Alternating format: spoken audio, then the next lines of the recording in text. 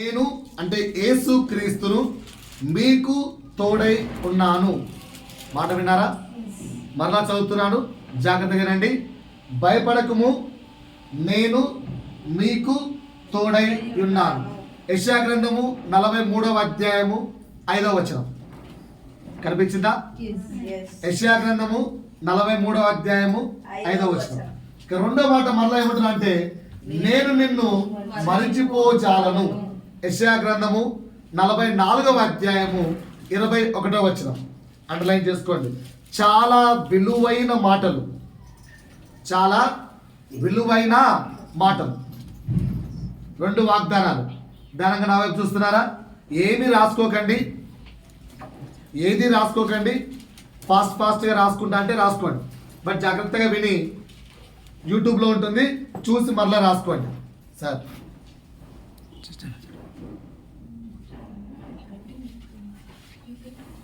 Okay, 2026 the promise is, ఇక్కడ కనిపిస్తుందా కింద, ఇయర్ ఆఫ్ అగ్రిమెంట్. ఈ సంవత్సరము ఇయర్ ఆఫ్ అగ్రిమెంట్. ఏంటండి? Year of agreement. రైట్. ధ్యానంగా నా వైపు చూడండి అందరూ. ఈ 2026 సంవత్సరం దేవుడు మనతో, వింటున్నారా? ఈ 2026 సంవత్సరం దేవుడే మనతో ఒక నిబంధన చేసుకుంటున్నాడు. మనము చేయట్లేదు, దేవుడే మనతో ఒక నిబంధన చేసుకుంటున్నాడు. ఏంటి ఆ నిబంధన? భయపడకుము, నేను నీకు తోడై ఉన్నాను, నేను నిన్ను మరిచిపోజాలను అని దేవుడే మనతో ఈ 2026 సంవత్సరం ఒక నిబంధన చేసుకుంటున్నాడు. సో ఈ 2026 సంవత్సరం మనల్ని దేవుడు ఇంకొక కృపాకాలంలోకి నడిపించడానికి ఆయనే మనతో ఒక గొప్ప వాగ్దానం చేస్తున్నాడు. ఈ 2026 సంవత్సరం ఇంకొక మరొక కృపావరములోనికి మనల్ని నడిపించడానికి దేవుడే మనతో చేస్తున్న వాగ్దానం. ఏంటి ఆ వాగ్దానం? చదవండి. భయపడకము, నేను అంటే యేసు క్రీస్తు మనకు తోడై ఉన్నాడు. పక్కకి చెప్పండి, భయపడకు. దేవుడే తన ప్రజల కొరకు, ప్రజల పక్షాన మాట ఇస్తున్నప్పుడు ఆ మాట విన్న మనకు అది క్షేమమా, ప్రయోజనకరమా, నమ్మదగిందేనా? మరలా చెప్తున్నాను, దేవుడే తన ప్రజలతో ఈ మాట, ఈ వాగ్దానం ఇస్తున్నప్పుడు అది మనకు క్షేమకరమా, ప్రయోజనకరమేనా, నమ్మదగిందేనా? నమ్మదగిందేనా అని ప్రశ్నించుకుంటే బైబిల్ మనతో ఈ విధంగా మాట్లాడుతుంది. విలాప వాక్యాలు రెఫరెన్స్ ఫాస్ట్గా రాసుకోండి, తర్వాత చదువుకోండి.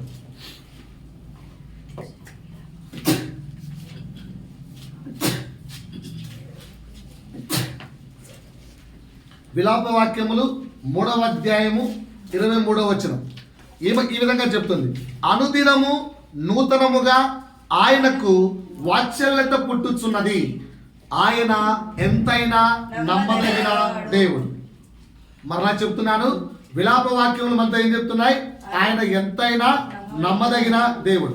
అలాగే కొరింథీయులకు రాసిన మొదటి పత్రిక 10వ అధ్యాయము 13వ వచనం 2వ లేఖన భాగం చూస్తే దేవుడు నమ్మదగిన వాడు అని రాయబడింది.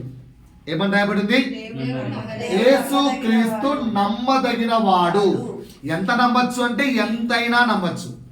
ఇప్పుడు దయచేసి మీరు రెఫరెన్స్లు తీస్తే ఎవ్వరూ వాక్యాన్ని వినలేరు. దయచేసి జాగ్రత్త చెప్తున్నాడు, పిల్లలు, పెద్దలు అందరూ. ప్రభు మాట చాలా వాల్యుబుల్, చాలా విలువైన మాట ఈ సంవత్సరం చెప్తున్నారు. దయచేసి పెన్ ఉంటే రెఫరెన్స్లు రాసుకోండి. అది కూడా రాసుకోనంటే నేను ప్రింట్ పెడతాను, మీకు కావాలంటే యూట్యూబ్లో ఉంది, చూసి రాసుకోండి. ఇప్పుడు అందరూ నా వైపు చూడండి, అర్థమవుతుందా? ఏమి రాసుకోకండి, 100 రెఫరెన్స్లు ఉన్నాయి. తీసి చదవడానికి కూడా మీకు ఎవరికి అవకాశం ఇవ్వను, కొన్ని మాత్రమే చదివిస్తాను. సో చదివే వారు కూడా నా వైపే చూడండి, అర్థమవుతుందా? నా వైపే చూడండి. మరలా చెప్తున్నాను. సో విలాప వాక్యాలు మనకేం చెప్పాయి? ఆయన ఎంతైనా నమ్మదగిన వాడు అని చెప్తున్నాయి. కొరింథీయులకు రాసిన మొదటి పత్రిక 10వ అధ్యాయము 13వ వచనంలో కూడా దేవుడు నమ్మదగిన వాడు అని చెప్తుంది. అలాగే తెస్సలోనికి రాసిన 2వ పత్రిక 3వ అధ్యాయము 3వ వచనం కూడా ఏం చెప్తుంటే ప్రభువు నమ్మదగిన వాడు. అలాగే ఇంకొక వాక్యం చూస్తే తిమోతి రాసిన అపోస్తలుడైన పౌలు తిమోతికి రాసిన 2వ పత్రిక 2వ అధ్యాయము 13వ వచనంలో చూస్తే ఇదే మాట ఉంది. ఆయన నమ్మదగిన వాడుగా ఉన్నాడు, ఆయన తన స్వభావమునకు విరోధముగా ఏదియు చెయ్యడు. యేసుకు ఒక క్యారెక్టర్ ఉంది, ఆ క్యారెక్టర్ కు విరోధంగా ఆయన ఏ కార్యాలు కూడా చేయడు. ఆ క్యారెక్టర్ ఏంటంటే మంచివాడు, ఉత్తముడు. కనుక ఆయన మనం ఎంతైనా నమ్మచ్చు. ఆయన ఒక్కసారి మాట ఇస్తే మాట తప్పడు, కనుక ఎంతైనా నమ్మచ్చు. అలాగే ఇంకొక వాక్యం చూస్తే హెబ్రీయులకు రాసిన పత్రిక 10వ అధ్యాయము 23వ వచనంలో కూడా ఈ విధంగా ఉంది. ఏమని? వాగ్దానము చేసిన వాడు ఎవరంట? వాగ్దానము చేసిన వాడు ఎంతైనా నమ్మదగిన వాడు గనుక నిరీక్షణ విషయమై మనం మెప్పుకోరున్నది నిశ్చలముగా పట్టుకుందాము. సో దేవుడు ఏదైతే మనతో మాట ఇచ్చాడో నిరీక్షణ కలిగి ఈ మాటను గట్టిగా పట్టుకుందాం. ఈ 2026 ఇంకా వాక్యాన్ని నేను ఎక్స్ప్లెయిన్ చేయలేదు. మొదటి ప్రశ్న ఏం వేశాను? మాట ఇచ్చిన దేవుణ్ణి నమ్మచ్చా అని చెప్పారు. వాక్యం మనకు స్పష్టంగా అయిపోతుంటే ఎంతైనా నమ్మచ్చు అని చెప్తుంది. కనుక ఇచ్చిన వాగ్దానాన్ని ఈ 2026 సంవత్సరంలో గట్టిగా పట్టుకుందాం. మరి వాగ్దానం ఇచ్చిన ఆ దేవుడు మనతో ఎప్పుడైనా కలిశాడా? మనకు ఎప్పుడైనా సహాయం చేశాడా? మనకు ఏ విధంగా తను తాను కనపరుచుకున్నాడు అంటే బైబిల్లో ఇంచుమించు 7 రకాలుగా దేవుడు మనల్ని దర్శించినట్టుగాను ప్రసన్నతను కనపరుచుకున్నట్టుగాను చూస్తాం. 1 అగ్నిస్తంభము మేఘస్తంభముగా 40 సంవత్సరములు ఇజ్రాయేలు జనాంగాలు అడవిలోను అరణ్యములోను నడుచుకుంటూ వెళ్ళేటప్పుడు త్రోవలో పగలు మేఘస్తంభముగా ఉండి నడిపించాడు, రాత్రి అయితే వెలుగు కావాలి కనుక అగ్నిస్తంభములో ఆయన ఉండి నడిపించాడు. అర్థమవుతుందా?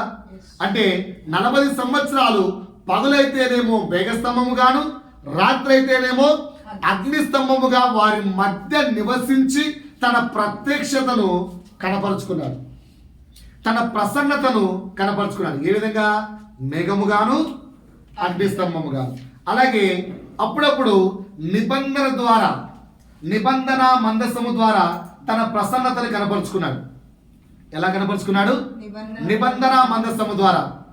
మనకు ఇచ్చిన పాప చెప్పింది ఏది? యెహోషువ 3:3. యెహోషువ 3:3 అక్కడ ఏం రాబడిందంటే ఎప్పుడైతే యాజకులు మందసమును పట్టుకొని ప్రయాణము స్టార్ట్ చేస్తారో మీరందరూ సిద్ధంగా ఉండండి. వారు మందసమును పట్టుకున్న వెంటనే వారితో పాటు మీరు ప్రయాణాన్ని ప్రారంభించాలి. ఎందుకు ఆ మందసం అంటే ఆ మందసం మోయించున్న యాజకులు ఆ యొక్క యోర్దాను నదిలో అడుగు పెట్టిన వెంటనే పారుచున్న నీరు ఆగిపోయింది. ఆగిపోవడమే ఒక అద్భుతమైతే అప్పటి వరకు పారుతుందంటే భూమి ఎలా ఉంటుంది? తడిగా ఉంటుంది. కానీ ఇజ్రాయెల్ జనాంగాలు మాత్రం ఆరిన నేల మీద నడిచారట. సో మందసము ద్వారా తన ప్రత్యక్షతను కనపరుచుకున్నాడు దేవుడు. ఇకపోతే 3వదిగా మేఘము మందిరం ప్రత్యక్ష గుడారమునకు సాదృశ్యం. ఎప్పుడెప్పుడైతే మేఘము ప్రత్యక్ష గుడారం మీదకి వచ్చిందో ఆ సమయం ఎంత మీరు ప్రయాణం చేయాలి అని ఒక గుర్తు పెట్టుకొని మేఘ రూపములో ప్రభువు తన జనులకు ప్రత్యక్షపరుచుకున్నాడు. 3వది. 4వదిగా ఏంటంటే గుడారము ద్వారా, మందిరము ద్వారా. సొలొమోను దేవుడి కొరకు ఒక మందిరము కడితే ఆ మందిరం మీద మేఘము కమ్ముకొనెను అని రాయబడింది. ఆ మేఘము కమ్ముకున్న సమయాన జనులు అక్కడ చూడలేకపోయారు. అంటే దేవుడు మేఘము ద్వారా తన ప్రత్యక్షతను కనపరుచుకున్నట్టుగా పాత నిబంధనలో 4 రకముల ప్రత్యక్షతను చూస్తున్నారు. ఏంటి ఆ 4 రకాలు?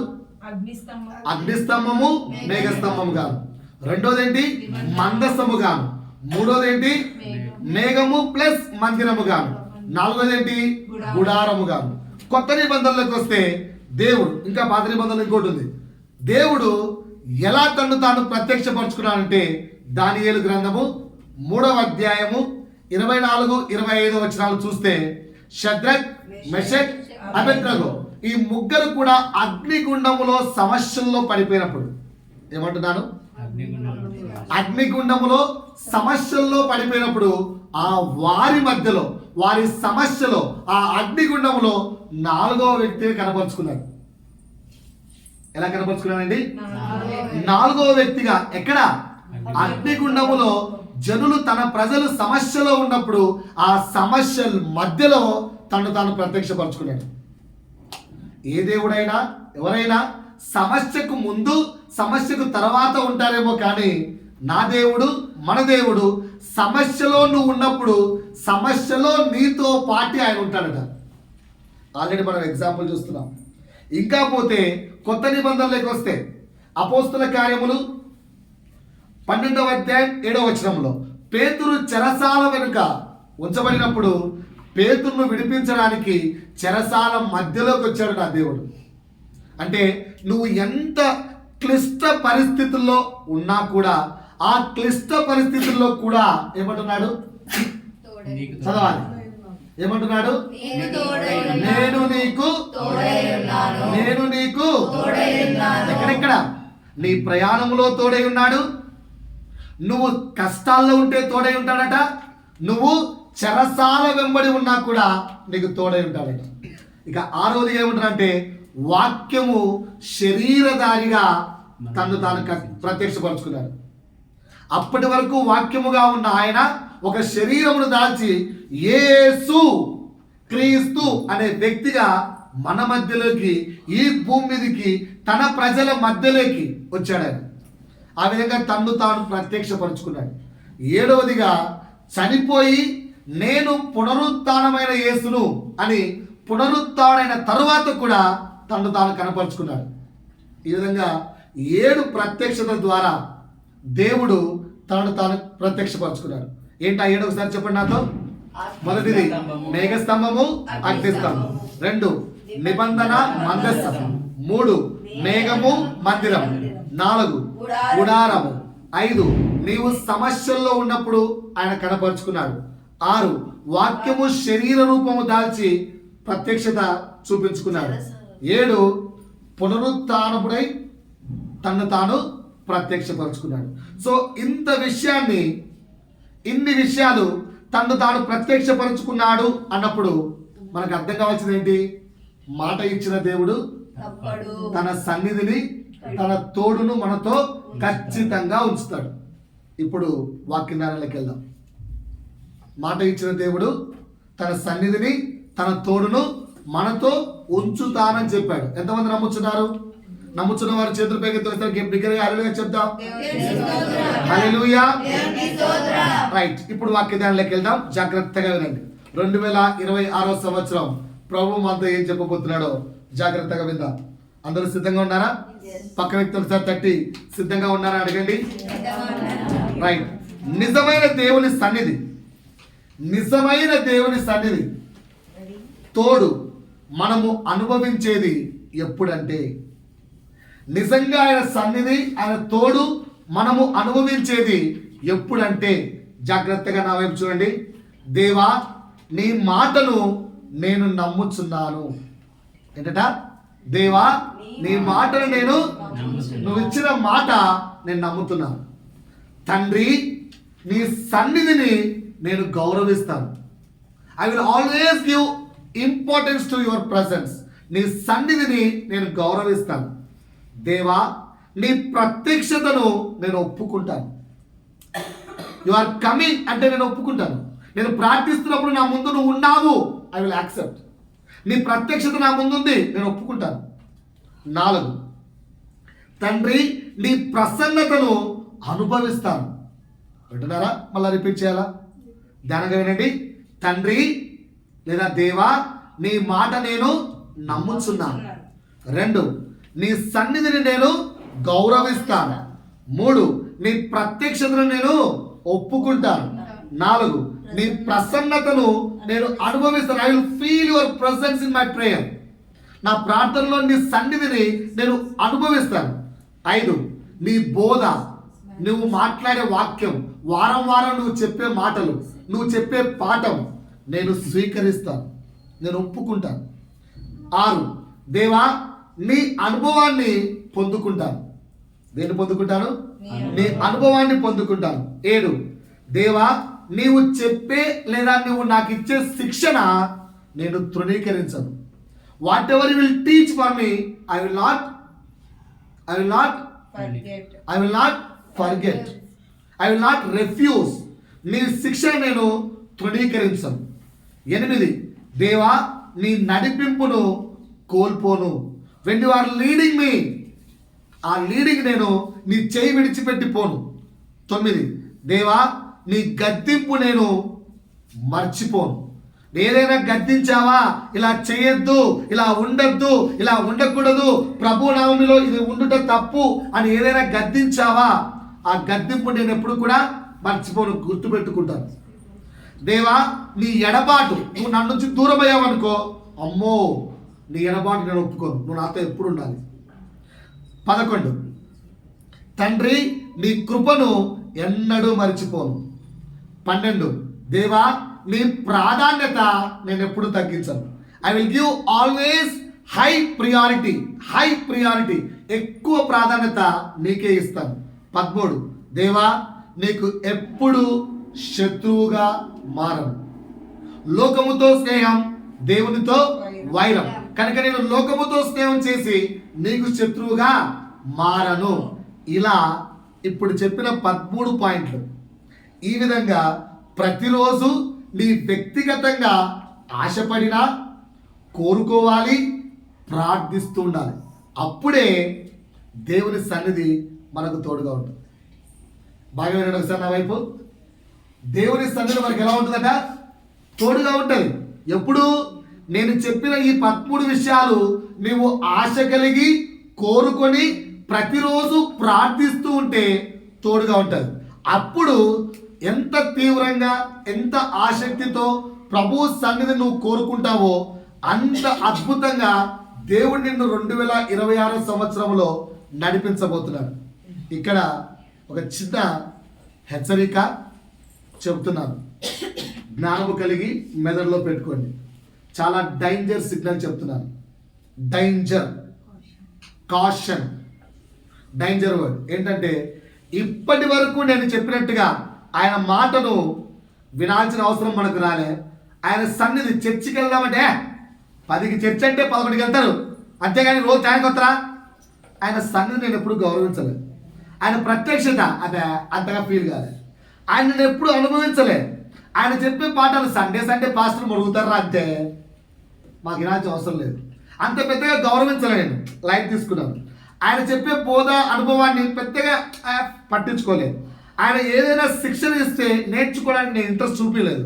ఆయన నడిపిస్తానంటే నేను నడవగలను అని చెప్తున్నాను. ఆయన ఏదైనా గద్దిస్తే కూడా చూసుకుందాంలే అయినప్పుడు, అట్లే చెప్తారు పాస్టర్లు, గద్దిస్తారు పట్టించుకో అని ఇన్ని సంవత్సరాలు వదిలేసావేమో. అందుకే ఆశగా ఆసక్తిగా ప్రార్థించలేదేమో. కానీ ఈ 2026 పైన చెప్పినవన్నీ నువ్వు వద్దనుకున్న ఆ అవసరం అధికమవుతుంది. నువ్వు ఖచ్చితంగా దేవుని సన్నిధి కొరకు ప్రార్థించాల్సిన స్థితి గతి నీకు 2026 రాబోతుంది. ఇది డేంజర్ కాస్త. ఏంటి? ఇప్పటి వరకు ఈ విధంగా ఆశపడవలసిన, ప్రార్థించవలసిన అవసరం నీకు రాలేదు. బట్ ఇప్పటి నుండి ఆ అవసరం అధికమవుతుంది. Be ready for this. దీని కొరకు సిద్ధమైపోండి అంతే. దేవుని సన్నిధి కొరకు అంగలార్చాల్సిందే, ప్రార్థించాల్సిందే, ఆసక్తిగా పరుగులెత్తాల్సిందే.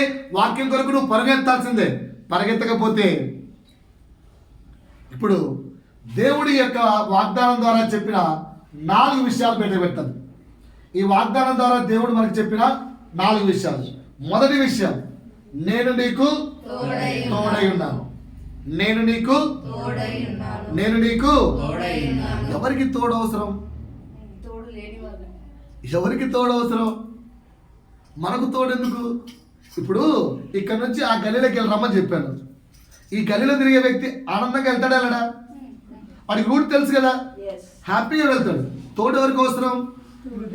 ఇప్పుడు ఒకసారి ఆలోచిస్తే 2026లో మనకు దేవుడు తోడెందుకు? 2025 గడిపేలే, మరి 2026 గడిపేలేమా? మరి దేవుడు తోడుంటాడని అంత ప్రత్యక్షంగా ఎందుకు చెప్తున్నాడు? బాగా వినండి. కొన్ని చుట్టుముట్టిన సమస్యలు 2026లో నీ చుట్టుముట్టే కొన్ని సమస్యలు నీ భక్తినే సవాలు చేస్తాయి. నీకు వచ్చే సమస్యలు నీ భక్తిని సవాలు చేస్తూ ఉంటే, వాక్యము, దేవుని మాట, బోధ, ప్రసంగాలు, వాగ్దానాలు నేను భక్తిపరున్నా ఇవెందుకురా నాకు అన్నట్టుగా సవాలు చేస్తూ ఉంటే, నమ్మలేని పరిస్థితులు, ఒప్పుకోలేని నిజాలు ఎదురవుతూ ఉంటాయి. మరలా చెప్తున్నాను, దానిగా వినండి. నీ చుట్టూ ఎన్నో సమస్యలు చుట్టుముట్టుకొని నువ్వు చేసే భక్తిని సవాలు చేస్తూ ఉంటుంది 2026లో. అలాగే నువ్వు వింటున్న వాక్యం, దేవుని మాట, బోధ, ప్రసంగాలు, వాగ్దానాలు నీ భక్తిని సవాలు చేస్తూ ఉంటాయి. అట్ ద సేమ్ టైం నమ్మలేని పరిస్థితులు, ఒప్పుకోలేని నిజాలు నీ జీవితంలో ఎదురవుతాయి. అప్పుడు ఒక్కసారిగా నీ కాళ్ళు అదలడం స్టార్ట్ అవుతాయి. నీ కాళ్ళు వణకడం ప్రారంభమవుతాయి. అపనమ్మకం వస్తుంది, అవిశ్వాసం పెరుగుతుంది, ప్రార్థన మీద విరక్తి కలుగుతుంది, నీ మీద నీకే కోపం, దుఃఖం, అసహ్యం వస్తాయి. బ్రతుకుడం భారంగా మారిపోతుంది. దేవుని మీద నమ్మకం, ఆశ చచ్చిపోతాయి. గుర్తుపెట్టుకో.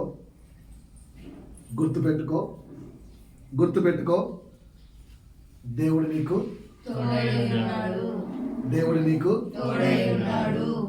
నీకు మరలా చెప్తున్నాను, ఎన్నో సమస్యలు, ఎన్నో కష్టాలు, ఎన్నో దుఃఖాలు ఎట్లా వస్తాయంటే నీ కాళ్ళు అదిరేలాగున, నీకు విరక్తి కలిగేలాగున, నీ మీద నీకే అసహ్యం వేసేలాగున, ప్రార్థన అంటే విరక్తి కలిగేలాగున అలాంటి సిచ్యువేషన్స్ వస్తాయి.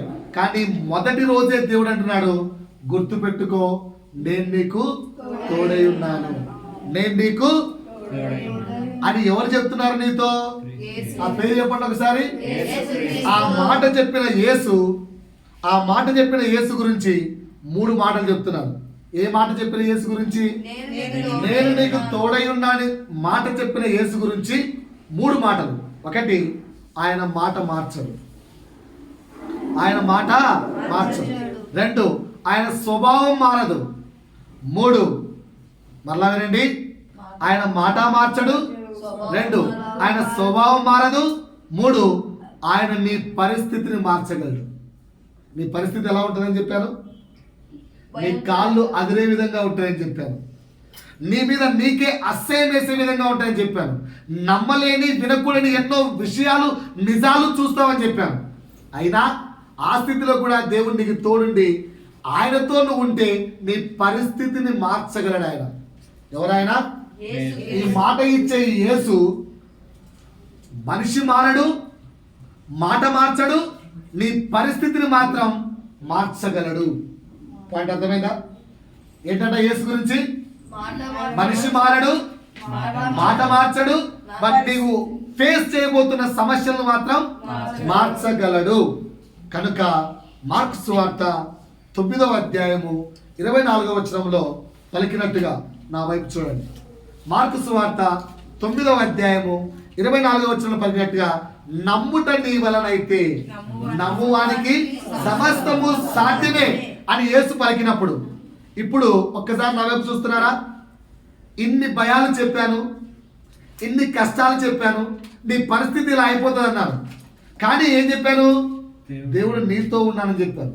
దేవుడు నాతో ఉన్నాడని నువ్వు నమ్మగలిగితే ఆయన మారడు, మాట మార్చడు, ఇంకోటి నీ పరిస్థితిని ఖచ్చితంగా మార్చగలడు. ఓకేనా సార్?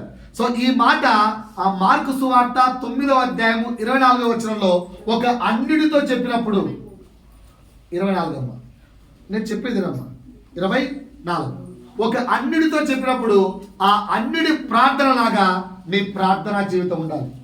అన్యుడు ఎలా ప్రార్థించాడో తెలుసా? అన్యుడు ఏమని ప్రార్థించాడో తెలుసా? నమ్ముట నీ వలనైతే నమ్మువానికి సమస్తము సాధ్యమే అన్నప్పుడు ఆ అన్యుడి ప్రార్థన, ప్రభువా నాలో నీవు నా తోడై ఉన్నావు అనే మాట అపనమ్మకము కాకుండా అపనమ్మకము లేని వాడిగా నన్ను మార్చు అన్నాడు. ఎలా మార్చమన్నాడు? అపనమ్మకము పుట్టకుండా నన్ను చేయని బిగ్గరగా కేకలేశాడు. సో 2026 సంవత్సరంలో ఏ పరిస్థితిని భయపెట్టినా కూడా నా దేవుడు నాతో ఉన్నాడని నమ్మకాన్ని మాత్రం విడిచిపెట్టకు.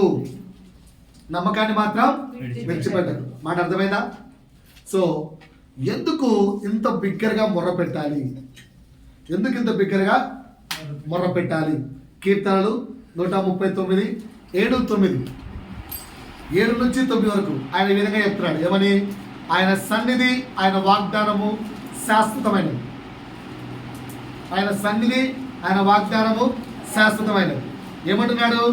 7వ వచనం, 8వ వచనం, 9వ వచనం, 10వ వచనం ఇంటికి వెళ్ళి చదువుకోండి. కీర్తనలు 139 7 నుంచి 9 వరకు. 7 నుంచి 9 వరకు.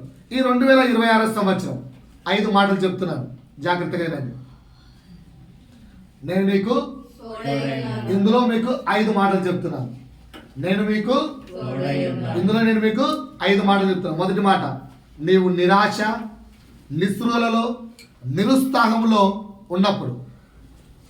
ఈ 2026 సంవత్సరం నీవు నిరాశలోను నిరుత్సాహములోను ఉన్నప్పుడు దేవుడు ఏమంటున్నా అంటే నీకు ఆనంద సంతోషాలు ఇస్తాను, జీవించే మార్గాలు తెలియజేస్తాను, నా సన్నిధిలోని సంపూర్ణ సంతోషం నీకు ఇస్తాను, నీ కుడి చేతిలో సుఖములు అనుగ్రహిస్తాను. ఎప్పుడట? నువ్వు నిరాశగా ఉన్నప్పుడు, నిరుత్సాహంతో ఉన్నప్పుడు దేవుడు ఈ సంవత్సరం మీకు ఇస్తున్న మాట 4 మాటలు చెప్పడేమని? ఆనంద సంతోషాలు ఇస్తాను, జీవించే మార్గాలు తెలియజేస్తాను, ఆయన సన్నిధిలోని సంపూర్ణ సంతోషాన్ని ఇస్తాను, నీ కుడి చేతిలో సుఖములను అనుగ్రహిస్తాను. 2, నీవు విపరీతమైన కలవరము, దుఃఖంతో ఉన్నప్పుడు. అంటే ఈ 2026లో ఇవన్నీ ఉంటాయి. నువ్వు విపరీతమైన కలవరము, దుఃఖముతో ఉన్నప్పుడు దేవుడు ఏమంటాడో తెలుసా? రీఫ్రెష్ చేసి నూతన ఉత్తేజాన్ని నీలో పుట్టిస్తాను, నూతన ఉత్సాహాన్ని నీతో పుట్టిస్తాను, నిన్ను ఎత్తైన కోటగా మారుస్తాను. ఎంత ఎత్తైన కోటగా అంటే నీ శత్రువు కంటే నిన్ను ఎత్తైన కోటగా మారుస్తాను. నిన్ను నిరాశలోనికిను, నిన్ను కలవరపెట్టే, నిన్ను దుఃఖపెట్టే ఆ శత్రువు ఎవరైతే ఉన్నారో ఆ శత్రువు కంటే ఎత్తైన కోటగా దేవుడు మనల్ని మారుస్తాడట. గుర్తున్నాయా పాయింట్లు? నా వైపే ఉన్నారా? నా వైపే ఉన్నారా? ఈ వాక్యము చూస్తున్నప్పుడు మాకైతే గుండె పగిలిపోయింది. మరి మీరు ఎంత రిలాక్స్గా వింటున్నారో నాకు తెలియదు. గుండె పగిలిపోతుంది కనుక రాసుకోకండి, అందుకే చెప్పాను. నా వైపు చూడండి. 3వ మాట చెప్తున్నాను. 3 ఎలా ఉంటారని చెప్పాను? 2026లో నిరాశ, నిస్పృహ, నిరుత్సాహంతో ఉంటాం, కానీ దేవుడు సహాయం చేస్తాడు. 2వది విపరీతమైన కలవరం, విపరీతమైన దుఃఖాలతో ఉంటాం, కానీ దేవుడు రీఫ్రెష్ చేసి నిన్ను ఉత్తేజంగా ఉంచుతానన్నాడు. సాతాను కంటే ఎత్తైన కోటగా మారుస్తాడు. 3, నువ్వు జలములలో పడిపోతున్నా, అగ్నిలో పడిపోతున్నట్టు అనిపిస్తున్నా ఏ అపాయము నీకు రాదు. నువ్వు జలములలో నడిచినా, అగ్నిలో నడిచినా ఏ అపాయము నీకు రాదు.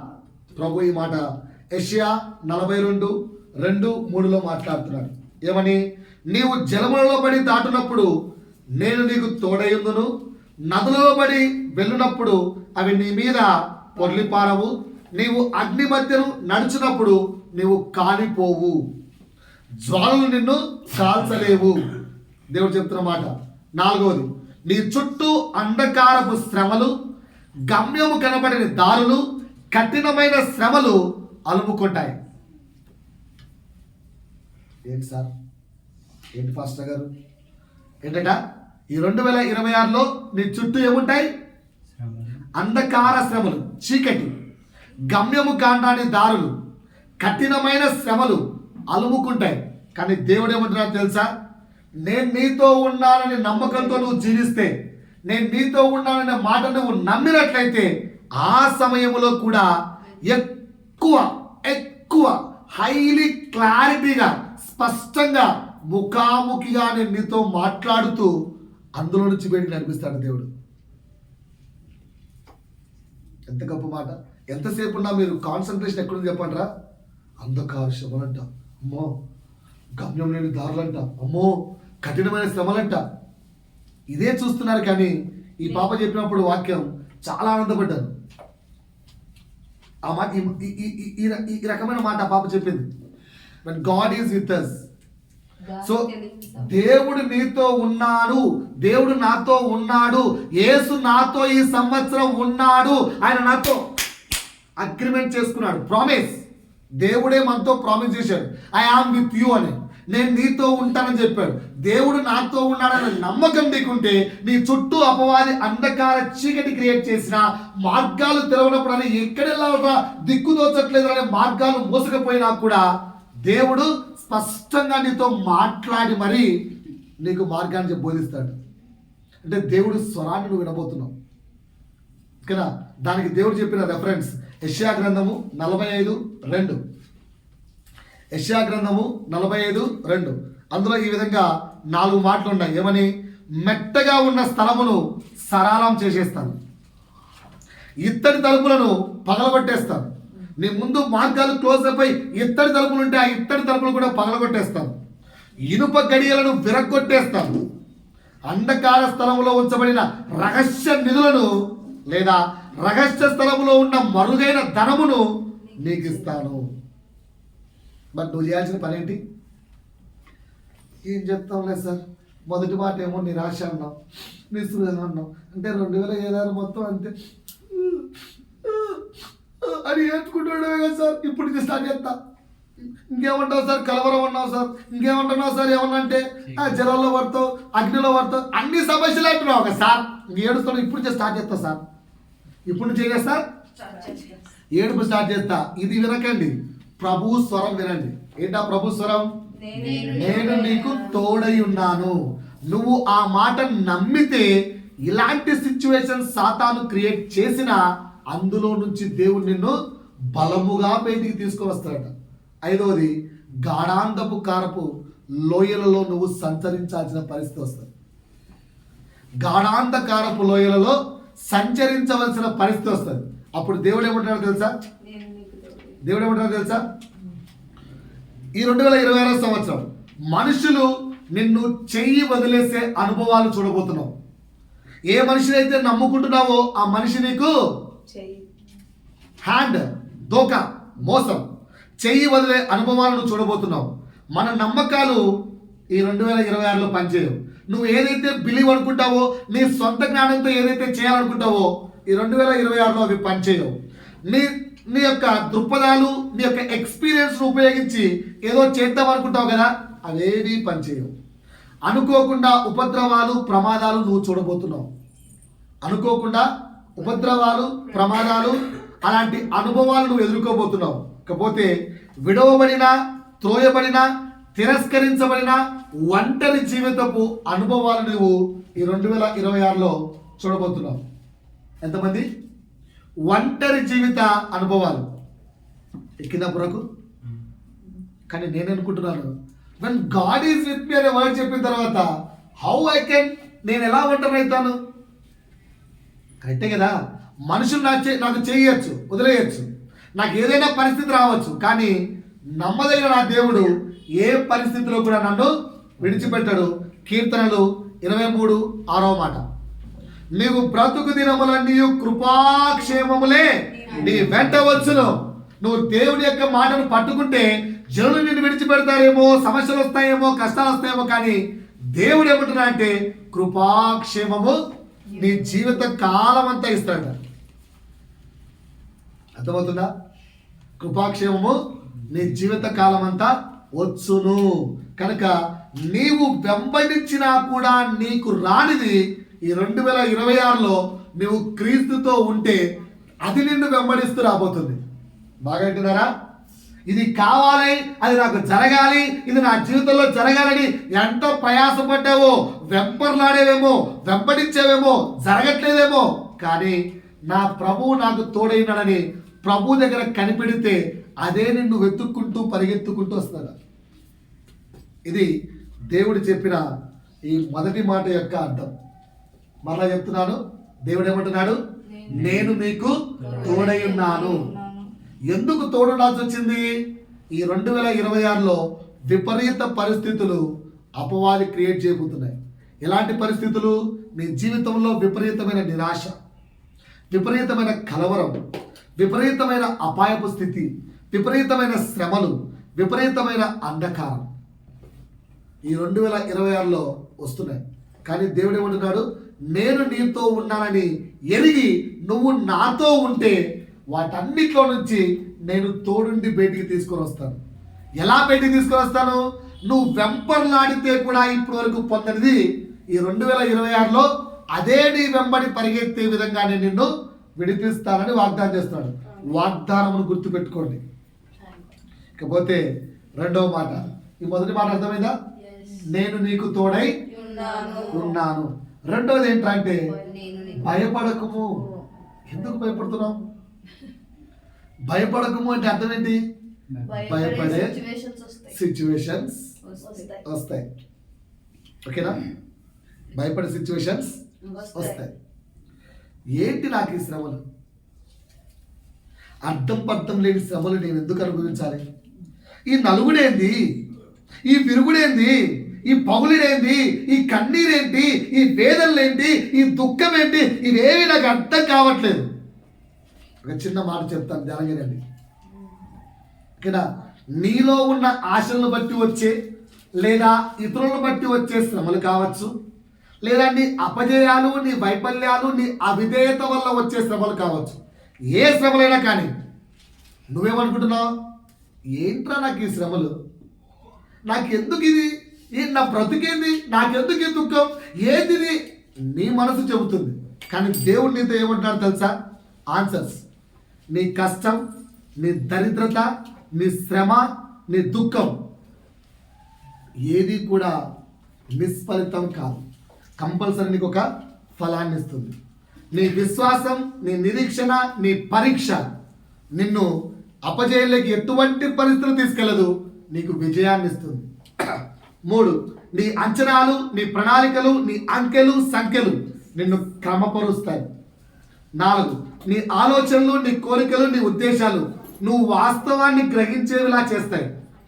5, నువ్వు నష్టపోయినవి, నీ జ్ఞానము, నీ మాట నిన్ను పూర్తిగా ఒక మంచి మనిషిగా మలుస్తాయి.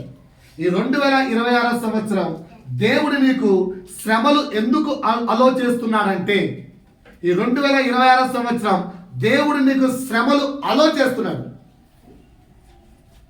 Is allowing. దేవుడు శ్రమలు ఎందుకు అలో చేస్తున్నాడంటే, నీ ఉద్దేశమేమో నేనెందుకు శ్రమ పడాలి. ఆయన ఉద్దేశం ఏంటో తెలుసా? 3 ఉద్దేశాలు. 1, నువ్వు విధేయత నేర్చుకోవాలని. ఒకటేంటి? నువ్వు విధేయత నేర్చుకోవాలని. ఓకేనా? ఒక చిన్న మాట చెప్తాను, ఒకసారి నా వైపు చూడండి. యేసు గొప్ప దేవుడా, దుష్ట దేవుడా? యేసు మంచి దేవుడా, చెడ్డ దేవుడా? ఎక్కడైనా యేసు చెడు చేసినట్టుగా, ఏ వస్తువు, ఏ వ్యక్తికి, ఎవరికైనా బైబిల్లో చెడు చేసినట్టుగా చదివామా? మరి ఆ యేసు నీ జీవితంలో 2026లో శ్రమలు అలో చేస్తున్నాడంటే ఆ శ్రమ కూడా నీ మంచికే. మనం వింటాం కదా అప్పుడప్పుడు యాడ్, మరక మంచిదే, మరక. ఎవడు? మంచివాడైన యేసు మన జీవితంలో శ్రమను అలో చేస్తున్నాడంటే అర్థం ఏంటి? ఆ శ్రమ కూడా మనకు మంచి జరగడానికి అలో చేస్తున్నాడు. కృష్ణవేణి సాక్షి చెప్తే ఒక మాట చెప్పింది, నా కూతురు నాకు ఇచ్చిన బ్యాక్ ఆన్సర్ని బట్టి నేను ఎంతో నేర్చుకున్నాను. ఓకేనా? చాలా మంది ఎప్పుడెప్పుడు అత్తమ్మ చచ్చిపోతుందని కోరుకుంటారు కోడలు. ఈ మొసలి చచ్చే, నా మూడు నా మాట వింటాడు, కుటుంబం ప్రశాంతత. ఆమె చచ్చిందనుకో, నువ్వు నీ పిల్లలు ఎందుకు తరము కానీ ఎందుకు ఉపయోగపడని వ్యర్థమైన వారిగా పెరుగుతారు. ఎందుకంటే క్రమశిక్షణ ఉండదు, చిన్న చిన్న వాటికి అలుగుతారు, ఒక మాట అంటే పడలేరు.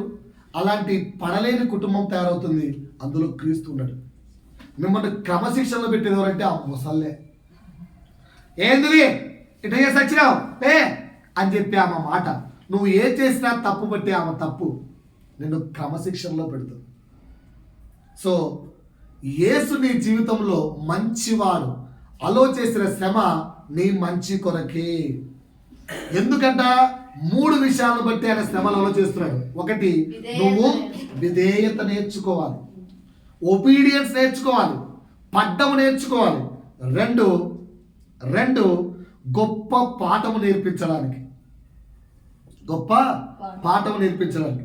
3 దేవుని నడిపింపును నువ్వు గుర్తించడానికి. ఇప్పుడు నాకు కాళ్ళు ఉన్నాయండి, అన్నీ బాగున్నాయి అనుకోండి, నా అంతగా నేను నడుస్తుంటే నా భార్య మీద ఇలా చేసుకుని నడుస్తున్నాను. అర్థమవుతుందా? బరువు అంతా ఆమె మీద పెట్టాను, కానీ నా ఫీలింగ్ ఎలా ఉంటుంది? నేనేం బరువు పెట్టలే, నా కాళ్ళ మీద నడుస్తున్నా, జస్ట్ రొమాన్స్ కోసం చేసుకున్నా అనే ఫీలింగ్ ఉంటుంది. కానీ ఆమె బరువు మొత్తం ఆమె మోస్తుందని ఆమె యొక్క ప్రాధాన్యత నీకు అర్థమవుతుందా? అర్థం. ఎప్పుడు అర్థమవుతుంది?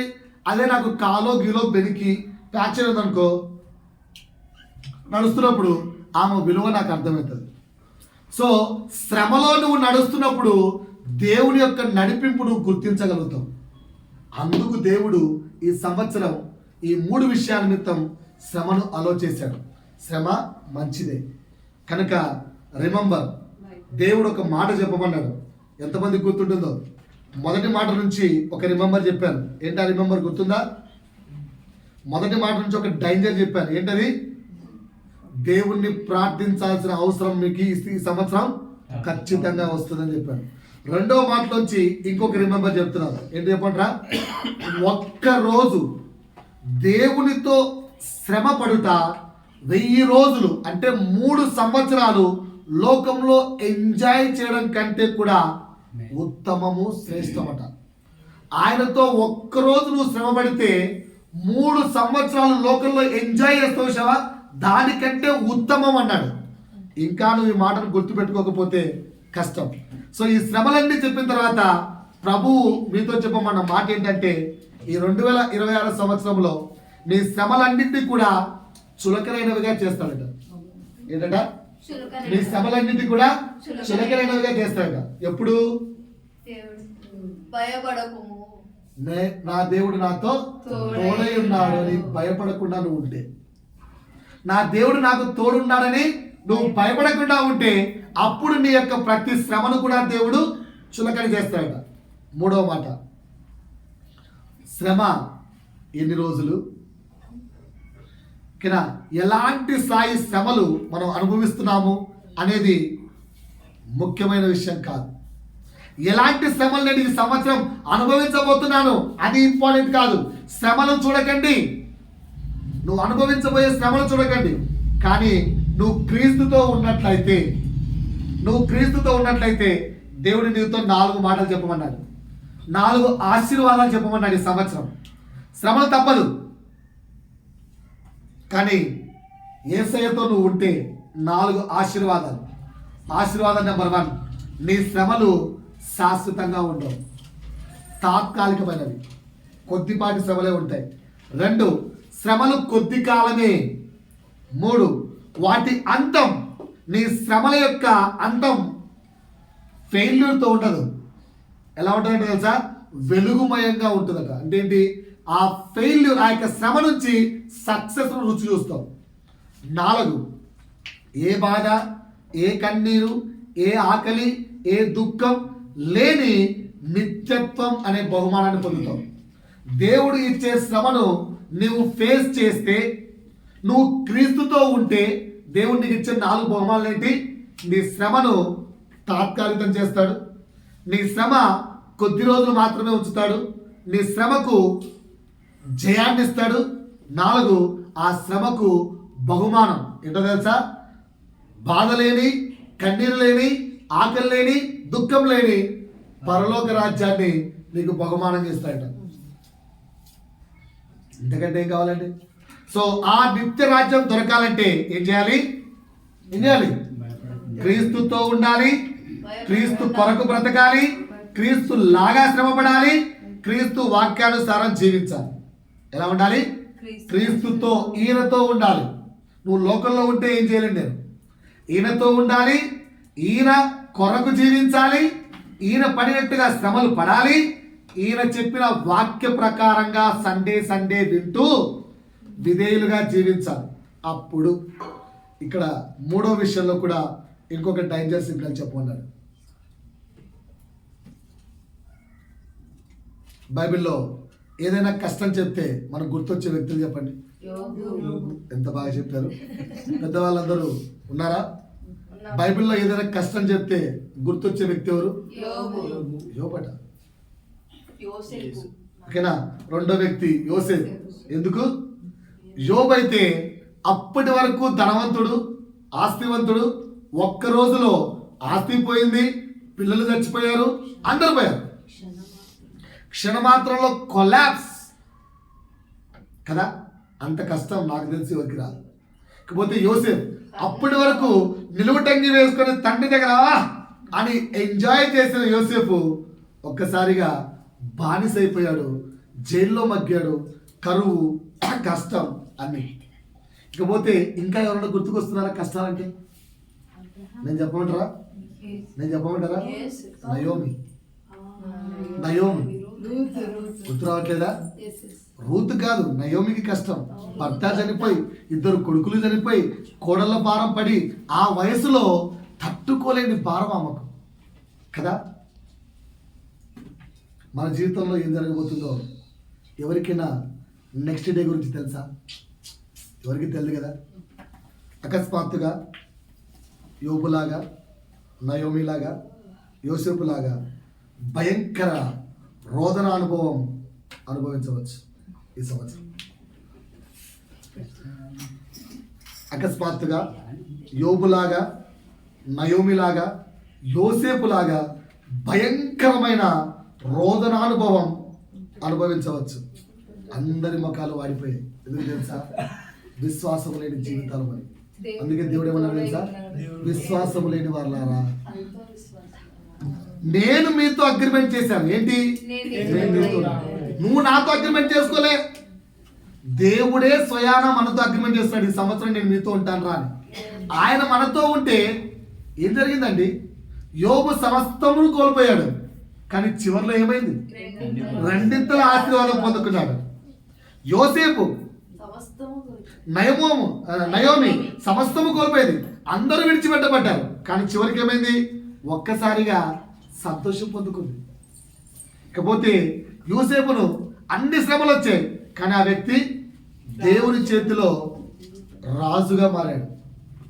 సో నీవు దేవుడి యొక్క మాట పట్టుకొని 2026 జీవిస్తే ఎంత భయంకర రోదన అనుభవం వచ్చినా కూడా వాటిని తీసివేయగలడు, ఒక్కసారిగా నిన్ను విడిపించగలడు, రెండంతల ఆశీర్వాదం ఇస్తానంటున్నాడు. దేవుని చేతిలో విలువైన పనిభూషణముగా నిన్ను వాడుకుంటానంటున్నాడు. ఈ మాటలు వినం. భయంకర రోదన మాట మాత్రం మన కళ్ళకి వినిపిస్తుంది. ఆ మాట అయిపోయింది. దేవుని మాట కంటే దయ్యం మాటకు ప్రాధాన్యత ఎక్కువైపోయింది, అలవాటు అయిపోయింది. యోసేపు బాధపడలే. ఆ శ్రమలు వచ్చినప్పుడు లాస్ట్లో ఏమన్నాడు తెలుసా? లాస్ట్లో యోసేపు ఏమన్నాడు? లాస్ట్లో ఒకసారి యోసేపు తీయండి ఒకసారి నాతో పాటు వాక్యాన్ని, ఇది చదివిద్దాం నీతో. ఆది కాండము. మీరేమో యోసేపుడు అమ్మో అంత కష్టమో అంటున్నారు. యోసేపు చెప్పిన మాట చూడండి. ఆది కాండము 50వ అధ్యాయము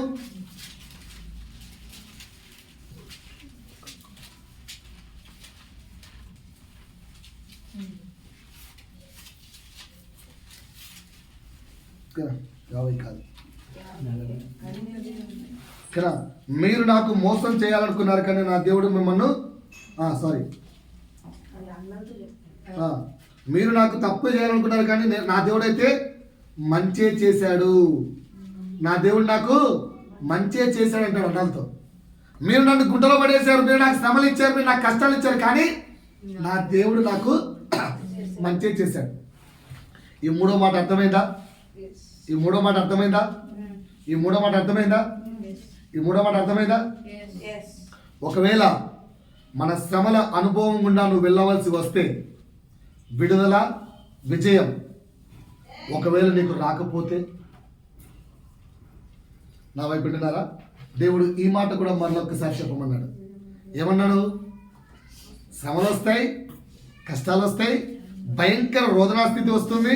కానీ నేనేమో ఒక్కసారిగా విడిపించేస్తాను, రెండంతల ఆశీర్వాదం ఇస్తాను, నా చేతిలో పనిభూషణంగా వాడుకుంటానని చెప్పాడు.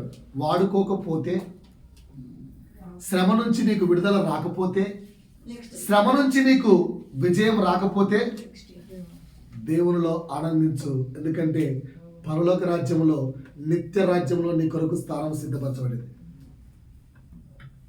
ఒకవేళ ఈ భూమి మీద నీకు విజయం రాకపోతే దేవునిలో సంతోషించు. ఎందుకంటే పరలోక రాజ్యంలో, నిత్య రాజ్యంలో నీ కొరకు స్థలము సిద్ధపరిచి ఉంది. ఆయన నిన్ను సిగ్గుపరచనీయడు, తప్పక నిన్ను లాభంతోనే ముగిస్తాడు. ఇకపోతే 4వ మాట చెప్తున్నాడు. ఏంటి 4వ మాట? నేను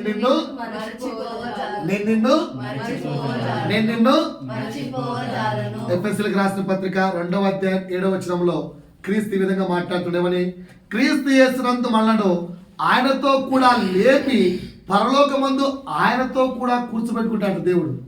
ఎలాగైతే కుమారుడైన యేసును చనిపోయినప్పుడు లేపాడో, మనల్ని కూడా లేపి ఆ పరలోక రాజ్యంలో కూర్చోబెట్టుకుంటాడంట. మర్చిపోడంట, మనం లేపడం మర్చిపోడంట, ఖచ్చితంగా లేపుతాడంట. ఇంకా ఏమంటున్నాడు?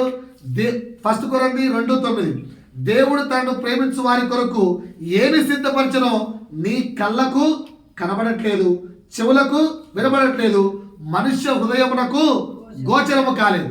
కానీ దేవుడు మనల్ని మర్చిపోడు కనుక మన కొరకు పరలోక రాజ్యంలో నీ కన్నులతో చూడలేని దాన్ని, నీ చెవులతో వినలేని దాన్ని, నీవు ఆత్మతో ఊహించుకోలేని గొప్పదాన్ని నీ కొరకు ప్రభువు సిద్ధపరుస్తున్నాడు. ఇక్కడ ఒక మాట గుర్తుపెట్టుకోమన్నాడు. 4వ విషయంలో ఒక మాట ఏంటది?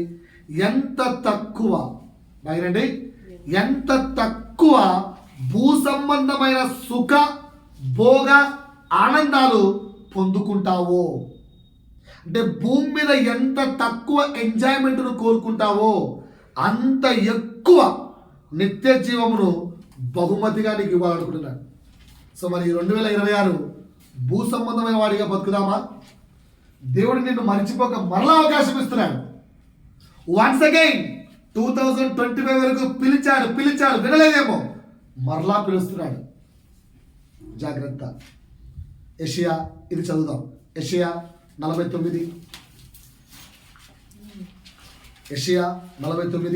చదువమ్మ. 14, 15, 16. ఫస్ట్ 14 చదవమ్మ. నీవు నిజంగా సమస్యల గుండా వెళ్తున్నావు. ఈ 2026లో నువ్వు నిజంగా సమస్యల గుండా వెళ్తున్నావు. అప్పుడు నువ్వేమంటావు తెలుసా? 14వ వచనంలో ఉన్న మాట అంటావు. ఈ 2026 చదవమ్మ. అయితే సియోను, ఆ సియోన్ అంటే మనమే. ఏమంటున్నాను తెలుసా? ఈ సమస్యలేంద్రా బాబు, ఈ కష్టాలేంట్రా నాయన, ఈ దుఃఖాలేంట్రా బాబు, నన్ను దేవుడు వదిలేశాడు రా బాబు, దేవుడే నన్ను మర్చిపోయాడు. ఇది నీ ఫీలింగ్. ఈ 2026లో నీ ఫీలింగ్ అలా ఉంటుంది. కానీ దేవుడు నీ ఫీలింగ్స్ కాదు ఇంపార్టెన్స్ ఇవ్వాల్సింది, దేవుని మాటకి ఇంపార్టెన్స్ ఇవ్వమని 15, 16 వచనంలో సొల్యూషన్ పెట్టాడు. చెక్ చేయండి. స్త్రీ తన గర్భంలో పుట్టిన బిడ్డను కర్ణింపకుండా తన చంటి పిల్లను మరచునా? అమ్మా ఇంకా వారైనా మరచుదురు గాని, తల్లి అయినా నిన్ను మరిచిపోతుందేమో కానీ, నిన్ను కన్న తల్లైనా నిన్ను మరిచిపోతుందేమో కానీ నా దేవుడు నిన్ను మరిచిపోజాలనట. ఈ 2026లో శ్రమల వైపు చూడకు, నా దేవుడు నిన్ను విడిచిపెట్టాడు, మరిచిపోడు, నిన్ను విడువడు, నీకు తోడై ఉంటాడు. పాయింట్ అర్థమైందా? మరలా చెప్పాలా? ఈ భూమి మీద నీ తల్లైనా నిన్ను మరుస్తుందేమో, విడిచిపెడుతుందేమో కానీ ఈ 2026 సంవత్సరం ఈ వాగ్దానాన్ని నువ్వు పట్టుకుంటే, ఆ వాగ్దానంలో రెడ్ లెటర్స్ లో ఉన్న ఆ వ్యక్తిని నువ్వు పట్టుకుంటే ఆయన నిన్ను విడిచిపెట్టాడట. ఎంత శ్రమల గుండా వెళ్ళినా, గాఢాంధకారపు లోకంలో నువ్వు వెళ్ళినా, ఏ పరిస్థితుల్లో నువ్వు వెళ్ళినా ఆయన మనలను విడిచిపెట్టాడు. సో ఫైనల్ గా కన్క్లూజన్ ఇస్తున్నాను. ఈ 2026 సంవత్సరం వాగ్దానం కన్క్లూజన్. నీ వెంట్రుకలన్నీ లెక్కించబడతాయి. నువ్వు పొందిన దుఃఖం నువ్వు ఎవరు నీకు వచ్చి జ్ఞాపకం చేసినా గుర్తురాదట. అంటే అంత అద్భుత రీతిగా నీ శ్రమను చులకం చేస్తాడు. ఆమేన్. నీ వెంట్రుకలు సైతం లెక్కించబడతాయట. నువ్వు పొందుకున్న దుఃఖం నేనా నాకా? నేను ఈ మధ్యకాలంలో చెప్తున్నాను కదా, 8 నెలలు పడిపోయాను. కానీ అప్పుడు చెప్పాను ఒక డైలాగ్, ఈ టాబ్లెట్లు చూసి చూసి చూసి ఏ టాబ్లెట్ ఎందుకు అన్ని తెలిసిపోతున్నాయని చెప్పాను నా భార్యతో. ఒక టాబ్లెట్ పేరు కూడా గుర్తులేదు నాకు. అసలు ఏ రోగమో కూడా గుర్తులేదు నాకు. అసలు ఏమైందో కూడా నాకు గుర్తు రావట్లేదు. అప్పుడప్పుడు ప్రేయర్లో కూర్చొని ప్రవ్వా అని అనుకుంటున్నాను. అంత అద్భుత రీతిగా నీ శ్రమను గుర్తు చేసుకుందామన్నా రాకుండా తీసేస్తాడట. నువ్వు పొందుకున్న కృప, నువ్వు పొందుకున్న మేలులు, నువ్వు పొందుకున్న అద్భుతాలు, నువ్వు పొందుకున్న ఆశ్చర్యక్రియలు చూసి జనులు అసూయపడతారట. అంత అద్భుతం నీకు ఇవ్వబోతున్నాడు ఈ సంవత్సరం. నీకు కలిగిన అనుభవాలు నువ్వు ఒక వ్యక్తికి నిజమైన సాక్ష్యముగాను మాదిరిగాను మారబోతున్నావు. చివరిగా ఈ మాట గుర్తుపెట్టుకుందాం. దేవుడి సంవత్సరం ఆశీర్వాదాలు ఇచ్చాడా లేదా? ఆశీర్వాదాల పేరు గుర్తు చేస్తున్నాను మళ్ళా. ఈ 2026 సంవత్సరం దేవుడిచ్చిన ఆశీర్వాదం శ్రమ, కష్టం, బాధ, ఒంటరితనం లాంటి ఆత్మీయ దీవెనలతో గొప్ప దేవుని సన్నిధిని పరిశుద్ధాత్ముడి అభిషేకంతో కొనసాగించడానికి మనమందరం సిద్ధపడదాం. వేరే ఆప్షన్ లేదు. మళ్ళా చెప్తున్నాను, శ్రమ, కష్టం, బాధ, ఒంటరితనం ఇలాంటి ఆత్మీయ దీవెనలతో ఈ 2026 కొనసాగించడానికి మనమందరం ఆయనతో కలిసి సిద్ధపడదాం. ఆయనతో ఉంటే ఇవన్నీ ఆయన తీసుకొని నిన్ను బయటికి వేస్తాడు. ఆయనతో లేకుండా లోకంలో ఉంటే వీటన్నిటిని బట్టి నిత్యరాజ్యం బదులు ఇంకొక నిత్యరాజ్యంలోకి వెళ్ళాల్సి వస్తుంది. జాగ్రత్త. దేవుడు మనందరినీ కూడా ఈ గొప్ప అగ్రిమెంట్తో, నేను నీకు భయపడకము, నేను అంటే యేసు క్రీస్తును మనకు తోడై ఉన్నాను, నేను నిన్ను మరిచిపోజాలను అనే మాట పట్టుకొని 2026 ప్రతి పరిస్థితిని దేవునితో కలిసి ఫేస్ చేద్దాం. దేవుడి వాక్యం ద్వారా మహిమ పొందుకోను గాక.